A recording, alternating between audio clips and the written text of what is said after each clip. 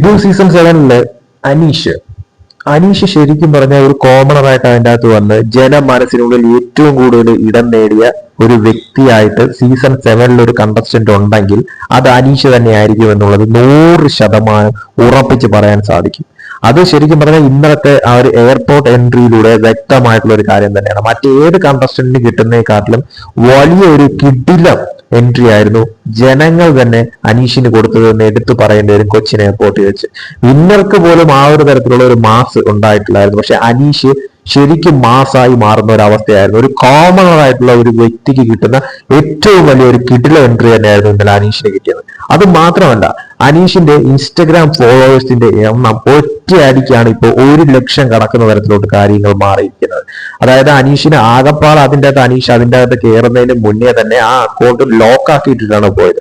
അതിൽ ഒരു പോസ്റ്റ് പോലും അനീഷ് പോയതിനു ശേഷം ആരും തന്നെ ഇട്ടില്ല. പക്ഷെ ബാക്കിയുള്ള കണ്ടസ്റ്റന്റ് എല്ലാവരും ഓരോ ദിവസവും പല പല പോസ്റ്റുകളായിരുന്നു അവരുടെ പേജിൽ ഇട്ടുകൊണ്ടിരുന്നത്, ഇൻസ്റ്റഗ്രാം പേജിൽ. പക്ഷെ അനീഷ് എന്ന് പറയുന്ന വ്യക്തി മാത്രമാണ് ആ അക്കൗണ്ട് ലോക്ക് ചെയ്തിട്ട് അതിൻ്റെ അകത്ത് വേറെ ഒരു തരത്തിലുള്ള പോസ്റ്റുകളോ കാര്യങ്ങളോ ഒന്നും തന്നെ ഇടാതെ പോയത്.